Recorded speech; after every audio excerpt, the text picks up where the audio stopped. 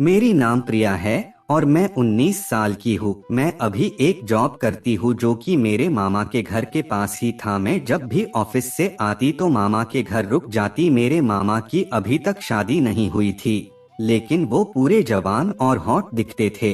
वो शादी के लिए राजी नहीं होते थे क्योंकि उनको शादी का सुख पहले ही मिल जाता था। मैं जब जाती मामा के घर तो मामा मुझे घूर घूर के देखत थे। मुझे तो डर सा लगने लगा कि मामा की शादी नहीं हुई है और मामा मुझे इस तरह से देख रहे हैं कि मुझे। अब तो मैं जब घर आई तो सोचने लगी कि क्या करूं, फिर भी मैंने किसी को नहीं बताया। फिर जब अगले दिन ऑफिस से मामा के घर गई तो मामा दरवाजा पर ही खड़े थे और मैं पीली कलर की सूट पहनी थी जो कि थोड़ी टाइट थी। तो मामा मुझे गहरी नजरों से निहार रहे थे। फिर मुझसे बोले कि प्रिया तुम क्या काम करती हो? तो मैं डरते हुए बोली कि मामा ऑफिस का काम करती हूँ। फिर बोले कि ये ड्रेस किसने दी है? तो मैं बोली कि भैया ने दिलवाया है। वो बहुत अच्छा दिख रहा है, तुम्हारे बदन पर ऐसे ही सटा हुआ ड्रेस पहना करो, अच्छा दिखती हो। फिर मैं बिना कुछ बोली अंदर चली गई। उस के बाद मैं नानी के पास गई तो नानी से मैं बोली कि नानी मामा की शादी क्यों नहीं करा रही हो? तो नानी बोली तुझे क्या पड़ी है, उसकी शादी होगी। तब तक मामा आ गए और मैं चुप हो गई। फिर मामा ने बोले कि माँ एक चाय बना दो। फिर नानी चाय बनाने चली गई, मैं भी उनके पीछे किचन में गई। फिर चाय बनाने के बाद नानी बोली कि प्रिया ये को चाय दे दो रमेश को। फिर मुझे झट से लगा कि कही गई तो कुछ ऊंच नीच न कर दे। फिर मैं चाय लेकर मामा के कमरे में गई तो मामा अपना शर्ट खोलकर बैठे थे।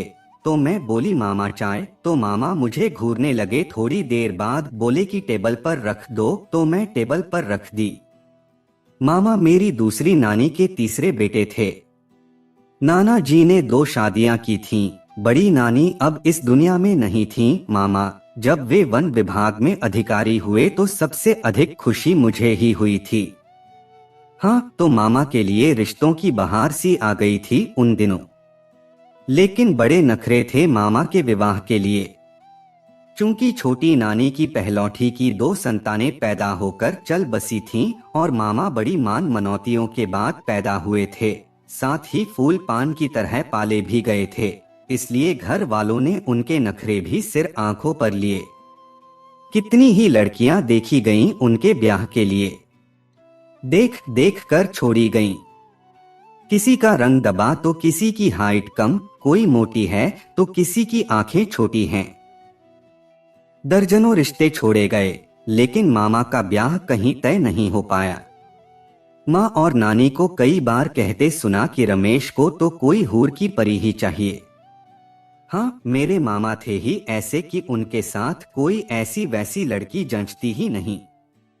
गोरे, उजले, स्वस्थ, सुदर्शन, आकर्षक, हंसमुख, कितने विशेषण दूं मैं उनके लिए। मामी के लिए मेरा चाव भी काफी था। लेकिन हुआ कुछ ऐसा कि एक दिन मामा और उनके घनिष्ठ मित्र यश जब स्विमिंग पूल में तैरने गए तो पता नहीं कैसे यश गहराई में डूबता चला गया। मामा तो तैरकर बाहर निकल आए, लेकिन यश की दम घुटने से मृत्यु हो गई। यश अपने परिवार का अकेला लड़का था। रमेश मामा जब उनके वृद्ध माता पिता को दिलासा देने पहुंचे तो नाना भी साथ थे। कहीं न कहीं अच्युत मामा स्वयं को उनका अपराधी मान रहे थे। इसीलिए जब बिलखते हुए उनकी मां ने नाना से कहा, भाई साहब मेरी बेटी विवाह योग्य है। अगर रमेश से उसकी शादी हो जाती है तो मैं समझूंगी कि मेरा यश वापस लौट आया है। और इस तरह रमेश मामा का ब्याह उस अनदेखी अनजानी लड़की से चटपट ही हो गया था। भावनाओं का ज्वार इतना अधिक था कि एक बार मिलने या तस्वीर देख लेने की औपचारिकता भी नहीं बरती गई। हफ्ते भर के अंदर ही उषा मामी ब्याह कर रमेश मामा के घर चली आईं। उस दिन नाना ने अपने घर को रोशनियों से सजाया था। माँ ने उषा मामी की मुहर दिखाई सोने की गिन्नी से की था, लेकिन उन्हें उषा मामी बिल्कुल पसंद नहीं आई थीं। रसोई में जाकर नानी से बोली थीं, कैसी जगह ब्याह दिया रमेश को पिताजी ने, बला डाल दी गले में। लेकिन जब उषा मामी ने ढोलक की थाप पर बोले रे पपीहरा गाया तो सभी मंत्रमुग्ध रह गए। मानना पड़ा कि कोयल काली ही होती है। फिर अगली सुबह ऊपर वाले जीने से रमेश मामा धड़ धड़ करते नीचे उतरे और बरामदे का दरवाजा भड़ाक से बंद करते हुए बाहर चले गए। मुझे आज भी उनका वो तमतमाया चेहरा याद है और नानी का कांपता स्वर। रमेश को पसंद ना आई दुल्हन, तभी छम छम करती उषा मामी ऊपर से नीचे उतरी। आज उन्होंने चेहरे से पूरा घूंघट हटा रखा था। गहरा सांवला रंग, कुछ कुछ फैली सी नाक और छोटा कद। आंखें जरूर शरबती थीं, लेकिन उन आंखों में डूबने की फुर्सत कहाँ थी रमेश मामा को। उन्होंने तो पहली दृष्टि में ही नापास कर दिया था उषा मामी को। सच मुझे भी बहुत निराशा हुई थी उन्हें देखकर। जयमाल के समय तो ब्यूटी पार्लर वाली ने उनका काया पलट ही कर दिया था, किंतु कलई उतरते ही असली रंगत सामने आ गई थी। भरपूर दान दहेज और धन दौलत देने के बाद भी घर में कोई भी उषा मामी को मन से स्वीकार नहीं कर पाया। ईश्वर ने उषा मामी को रूप रंग देने में कृपणता अवश्य बरती थी, लेकिन उनकी बुद्धि, गुण और व्यवहार अद्भुत थे। बोली में इतनी मिठास की परायों को भी अपना बना लें। समय के साथ घर भर में सबकी दुलारी बन चुकी उषा मामी अच्युत मामा का प्यार नहीं पा सकी। पुरुष तो स्त्री के सौंदर्य से ही बंधा होता है शायद। मैं भी विवाह की उम्र के आसपास ही थी और जानती थी, समझती थी कि विवाह के सुर्ख जोड़े में आरंभ की गई यात्राएं कितना सब्र मांगती हैं। एक शहर में रहने के कारण अक्सर मैं अकेले ही नानी के घर चली जाती थी। उस दिन अचानक ही ऊपर उषा मामी के कमरे में उनसे मिलने पहुंच गई थी। वे दरवाजे की तरफ पीठ किए आराम कुर्सी पर अधलेटी थीं। मैंने देखा मामा की कमीज उनकी गोद में थी और वे उसके बटन बाहें चूम रही थीं, सूंघ रही थीं। शायद वे मामा की महक में डूबी हुई थीं। मेरी आहट सुनकर पलटीं और शर्मा गईं। उस समय सच मुझे वे बहुत प्यारी लगी थीं। ये क्या मामी, दिन में भी मामा को याद करती रहती हो? मैंने उन्हें छेड़ा तो उनकी आंखें छलक उठीं। उनके आंसुओं की उस तरलता में एक परछाई थी जिसे मैंने न जाने कितनी बार देखा था। वे उठकर खिड़की के बाहर के आसमान में न जाने क्या ढूंढ रही थीं। शायद अपने टूटे हुए सपनों की किरचें। उनके मन में अत्यधिक दुख था जो उस दिन उन्होंने मुझसे टुकड़ा टुकड़ा बांट लिया था। उनके ब्याह को 4 बरस होने को आए थे और उनकी गो अभी तक सूनी थी। सर्दी की उस पूरी दोपहर में उषा मामी के साथ रही। बहुत से दुख निःशब्द समझे जाते हैं। विवाह की पहली रात से ही अच्युत मामा ने उषा मामी से दूरी बरत ली थी। पहली ही रात वे उषा मामी का घूंघट उठाने के बाद अपना तकिया उठाकर दूसरे कमरे में सोने चले गए थे। धीरे धीरे वे बाहर वाले कमरे में ही सोने लगे। लेकिन मामा की उपेक्षा के बाद भी उषा मामी टूटी नहीं।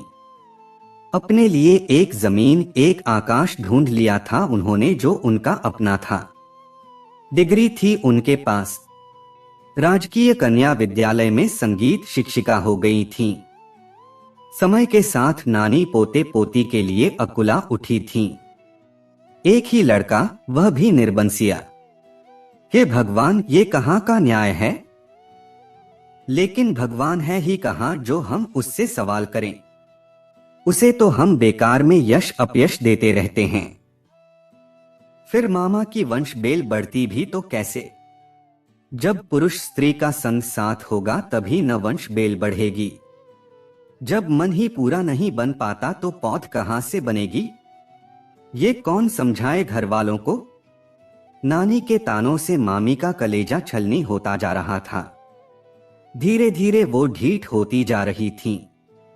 4 बरसों में 8 बार भी मायके नहीं गईं। मैं सोचती कि क्या रमेश मामा और उषा मामी के बीच कोई भी ऐसा तंतु नहीं होगा जो उन्हें परस्पर जोड़ देता। लेकिन ऐसा कुछ भी नहीं बच सका था। फिर एक दिन पता नहीं क्या हुआ कि उषा मामी सच में मायके चली गईं, हमेशा के लिए। फिर कभी वापस नहीं आईं। सुना था नानी ने चिड़चिड़ाहट में उन्हें बंजर बांझ कहकर दुत्कार दिया था। शायद एक आध हाथ भी उठा दिया था उन पर। दुखी मन लिए बिना कुछ कहे सुने उषा मामी चली गईं। किसी ने उन्हें रोका भी नहीं। समय गुजरता गया। माँ से सुनती रहती कि रमेश मामा के लक्षण ठीक नहीं हैं। मामी के चले जाने के बाद वे भटकते रहे, इस औरत से उस औरत तक। उनकी उम्र बढ़ती जा रही थी। समय, मौसम और उम्र कहाँ रुकते हैं किसी के लिए। फिसल जाते हैं बंद मुट्ठी में से रेत की तरह। रमेश मामा अपनी उम्र को मन से स्वीकार नहीं कर पा रहे थे। मन और उम्र की एक संगता साथ बनी रहनी चाहिए। यदि किसी बिंदु पर मन और उम्र की एक संगता छूट जाए, उम्र आगे निकल जाए और मन वहीं ठहरा रह जाए तो एक अजीब सी त्रासदी झेलनी पड़ जाती है।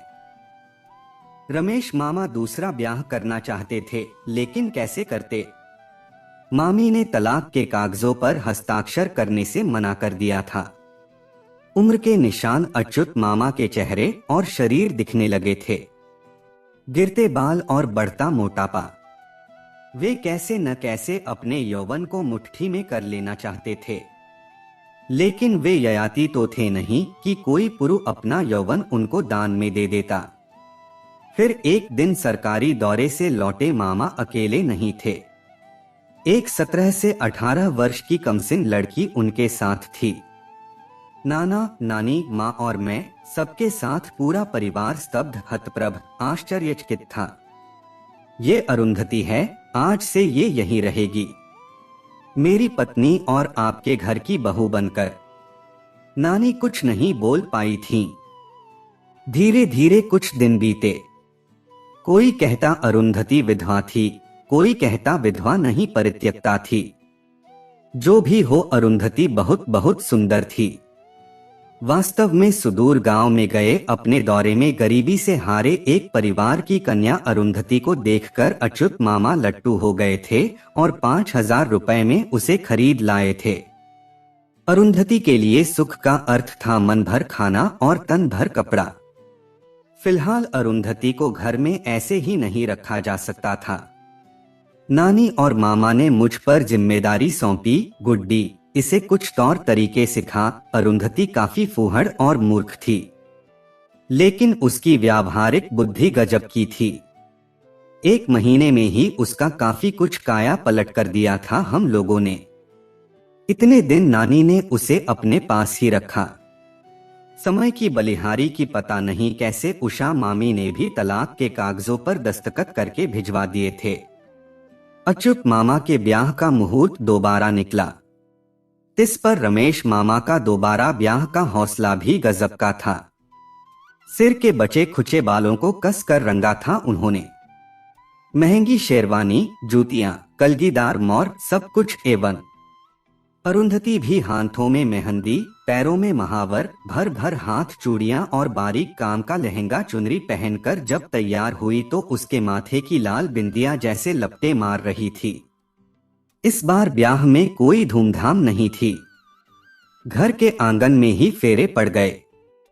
फेरों के बाद मामा ने नई मामी के साथ नाना नानी के पैर छुए।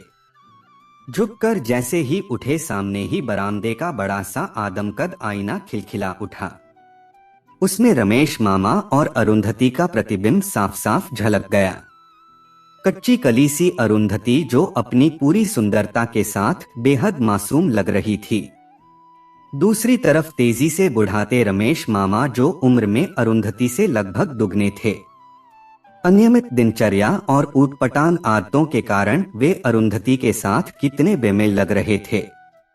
अगणित बार फेशियल और हेयर कलरिंग के बाद भी उनके चेहरे की झुर्रियां स्पष्ट झलक रही थीं। आंगन में बैठी मैं साफ साफ देख रही थी कि अच्युत मामा के चेहरे की रंगत बदलती चली गई। उन्होंने अपनी मुट्ठियां भींच ली थीं। उड़ती सी एक नजर सभी पर डाली, एक खाली खाली सी नजर, और हाथ में पकड़ा नारियल पूरी ताकत के साथ आईने पर दे मारा।